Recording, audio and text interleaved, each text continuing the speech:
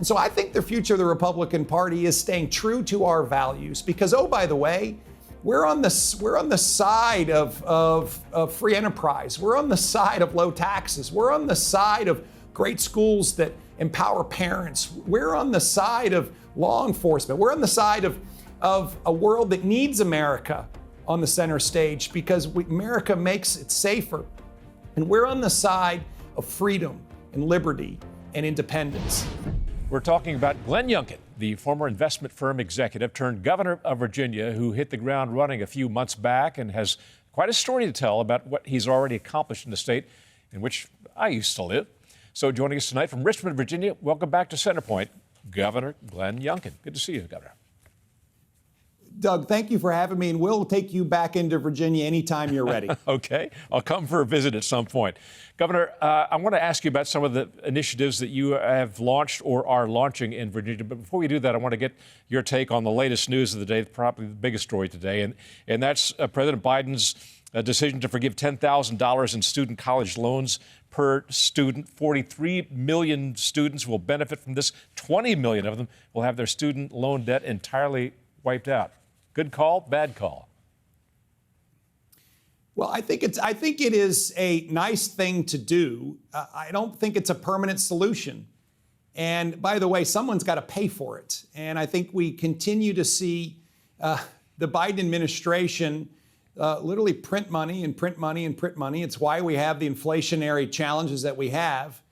With that being said, we see the debt burden from our college students be overwhelming. And in Virginia, we have really tried hard to address this in a number of ways. One, we substantially increased financial aid and TAG grants, tuition assistance grants to students in our budget because we want to do exactly that, which is reduce the debt burden that Virginian students will have to pay when they get out of school. Second of all, we worked with our college system in order to keep tuition flat this year.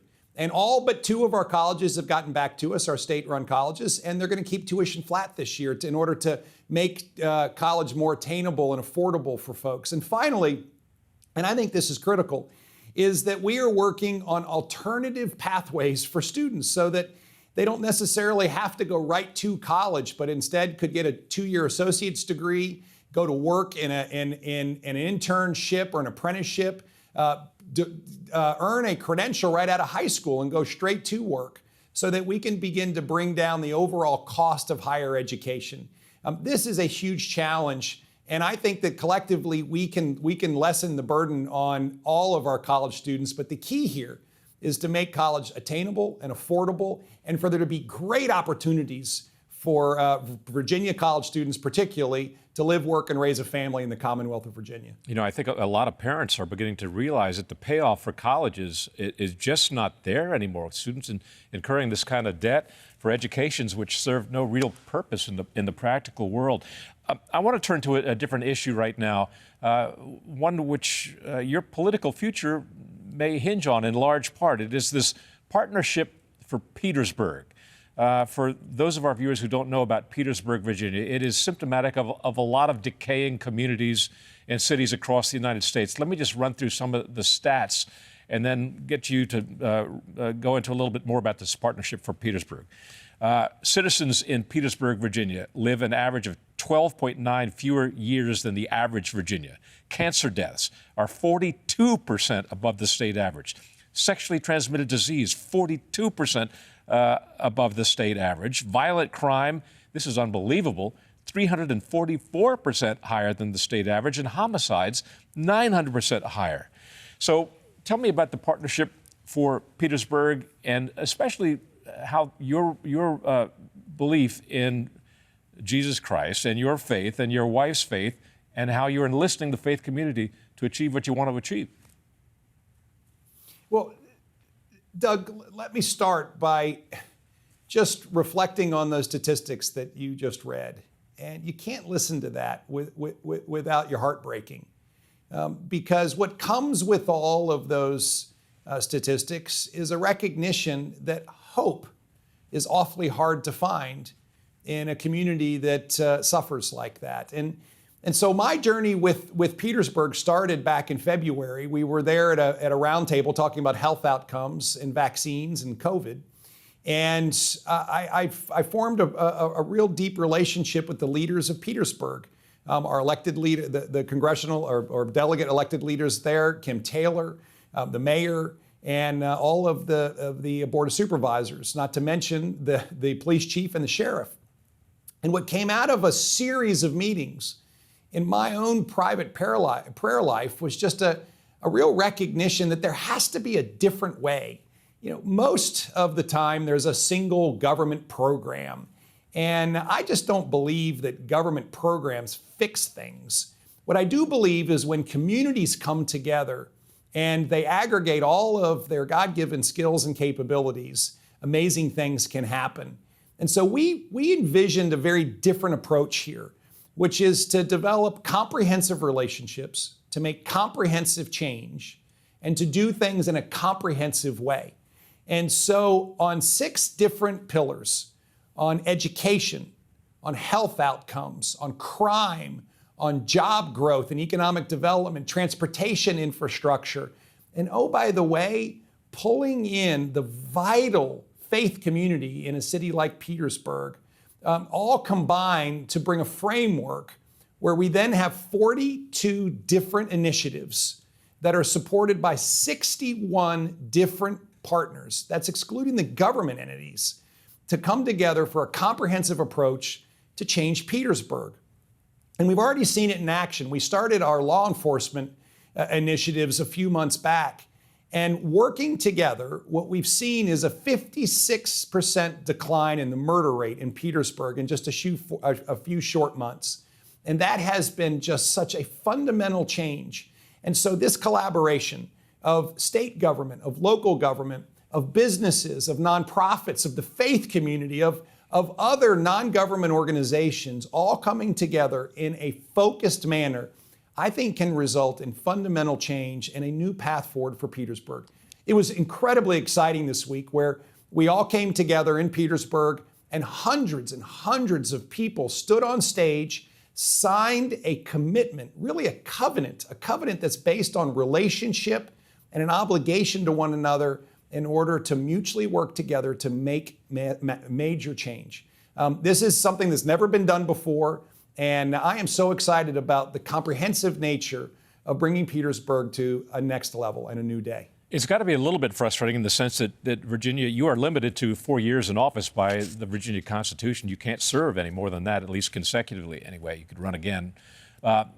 So you got to accomplish a lot in a very short time because this is tremendously ambitious. And you've got political opponents who fear that you might have broader political aspirations, and they would like to take you down. So how do you survive that? Well, I think there are other people that are far more interested in what I'm going to do next than I am, because right now I'm very focused on Virginia. I was elected by Virginians to do a big job. I think we're bringing a whole fresh perspective to it, which is a view of an outsider who brings a different approach. We've had just tremendous people join our administration, and we have had just an incredibly strong first 7 months. You know, we started on January 15th, and we went to work on day 1. And we had objectives to bring the cost of living down. And guess what? We've had a $4 billion tax cut package approved. We had objectives to restore excellence in education. And we've had the largest education budget passed while cutting taxes to invest in teachers and in schools, to pass a lab school initiative that provides choice into the public school system, and to focus on excellence in education, revitalize curriculum and standards.